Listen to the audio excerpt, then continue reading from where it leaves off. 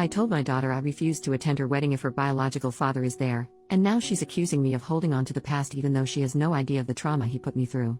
For some context, about 24 years ago, I was SA'd by a close friend of mine and got pregnant by the encounter. I was inconsolable for months after the event. To make matters worse, I found out I was pregnant at about 20 weeks, and where I lived at the time, it was illegal to get an abortion after the first trimester. My husband had really been my rock and my support during that time, and I do not know how I would have ended up if not for him. He said that I could put it up for adoption or I could keep the child and he would raise it like our other children. I decided to not give it up for adoption, but raising the kid was hard. I'm half Polish and half German, and he is half German and half Russian. We both have pale skin, light hair and blue eyes, as well as being fairly tall. I'm around 5 feet 10 inches and he is about 6 feet 3 inches. However, our daughter Luna is about 5 feet 3 inches, has dark hair and a brown complexion like her biological father. I often heard snide remarks about me being an unfaithful wife because it was obvious that she was not my husband's child. It was especially hard for me when Luna was young because she looked so much like her dad. My husband took care of my daughter most of the time since I had bad flashbacks whenever I saw her face from when I was assaulted. As she grew up, it died down a bit, but I would still get these horrible panic attacks when I saw her wearing boys' clothes and short hair. Since I was prone to having panic attacks, Luna ended up being closer to my husband than she was to me. Also, she often ended up getting a little more than her siblings from my husband as some sort of compensation because of me. We never told her that she was the product of SA because I was too ashamed and my husband did not want her feeling different from her siblings. I often told her that me and her biological father got into an altercation and never spoke to one another ever again. About 2 years ago, she got one of those DNA test items and found out she had a relative in the system. This said relative got Luna in touch with her bio dad and they started talking despite my protests. He apparently wanted to speak to me about something he wanted to tell me, so Luna attempted to persuade me to speak with him. I made her aware that me and her father shouldn't ever be in the same room together. Now Luna is getting married to a lovely young man, and she is having a pretty decently sized wedding. The original plan was to have my husband walk her down the aisle, but he had gotten into a bad accident leaving him in a wheelchair until his legs are strong enough to support his weight again. However, this is not her idea of a picture-perfect wedding day, so she invited her biological father to have the honor of being the bride's father. Her wedding invitation not only invited my raised, but she totally disrespected the man who raised her.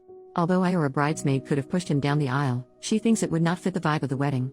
My husband looked so shocked and upset that she would even think of this, but I was furious. I have a visceral hate for that man and I let her know that I would not be anywhere near him. She told me that this is what she wants and there's no changing her mind, so I told her I will not be attending if he's there. She got upset and told me that I shouldn't hang on to the past, but I laid it into her that she doesn't know what happened between me and her biological father, so she shouldn't stick her nose where it doesn't belong. Though I feel terrible about what I said and how I said it, and I can't be blamed for her being born or not knowing what happened since I never told her, I still feel as though my wishes should be respected if I say I don't want to be in the same room as someone. I'm now okay with her contacting her father, I just do not want anything to do with him. Also, it's rude to replace your father with another man who you've barely known for 2 years because of something he couldn't control. Can anyone offer me a perspective that I am not catching? Has anyone ever dealt with this, and if so, how? Second post, before I get started on the update, I have a few things I want to address. A lot of people have questioned me on why I did not tell my daughter that she was a product of SA. The only answer is that I was ashamed of myself. For some context, before I got married to my husband, I actually was very close friends with my attacker. We grew up together in a small community and our families were close. Our parents even wanted us to be together. He was always interested in me, but I didn't give him a chance until university. I broke it off with him and started dating my husband, but I never cut him off because we were very close. He invited me over to drink. This was normal for us, and when I started getting a bit tipsy, the unthinkable happened. I was very traumatized by the situation and tried to get him jailed, but I couldn't. He had a very good reputation, so everyone believed him, even my own mother, when he said I willingly came over and did it with him. I eventually stopped pursuing because of the social pressure, which only got worse when I found out I was pregnant. I eventually left that place with my husband and the kids to live somewhere else. After I gave birth, my husband suggested therapy, but I was scared of being judged again, so I decided to bury it and try to forget about it. I just realized now that it was the worst way to go about this, but it's the only way I knew how to, honestly. On to the update. After reading all the advice I'd gotten, I decided that I should stop running away and tell her everything. I called her to come over and she did. I first apologized for yelling at her for her suggestion because in her mind, it was an innocent suggestion.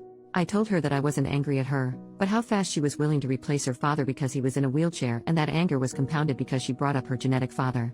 I apologized again for acting childish and not like an adult. She asked me why I am so against her genetic father being in the same vicinity as I am, and I just told her everything from our initial friendship to her forced conception. She didn't believe me, like some Redditors predicted, but I can get a copy of the records of the court case and offer them to her if she needed a look. She looked stunned, like she wanted to believe me but couldn't. I apologize for keeping all this from her because I didn't know how to bring it up. She told me she didn't believe me and would confirm with her genetic father, so I told her to take the time she needed to process all this. Later that day, she came again, crying and apologizing for not believing me. I held her and cried and apologized too. It was kind of therapeutic. We had a long chat and I did feel closer to her. When we were done, she said she wanted to take me out to a surprise to help me feel better in a couple of days, which I happily agreed to. I went to see her yesterday in this little restaurant with a patio that had a private pay-for-use area for a maximum of 4 people. As she ran up to me and gave me a hug, she led me to the patio, where her biological father stood. She told me he was here to apologize and start my healing journey. I just wanted to leave, but he grabbed my hand and all those memories I tried to repress just came back out. I started having a panic attack and lost balance, to which he tried to help me keep my balance, which worsened everything. I honestly don't remember how I left, but I ended up in my car just sobbing. I called my elder son to pick me up because I was not fit to drive at that moment. Today, my daughter called me upset that I ruined her surprise, but I was extremely upset with her.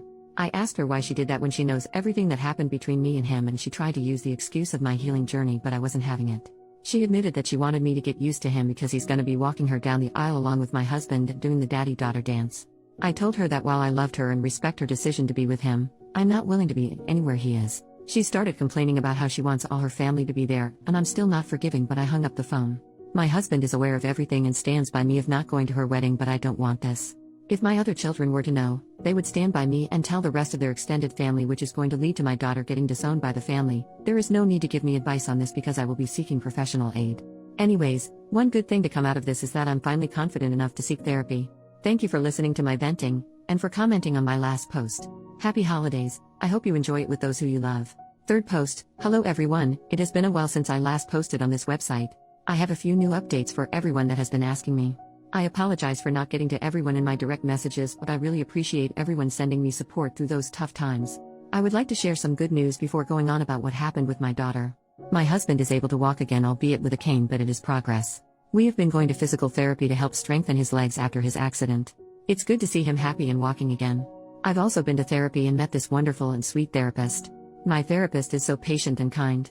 Since my husband and I started together a few weeks ago, she has been extremely helpful. Bless her soul and all those who recommended therapy. I would have missed out on such an experience, so my thanks go out to all of you.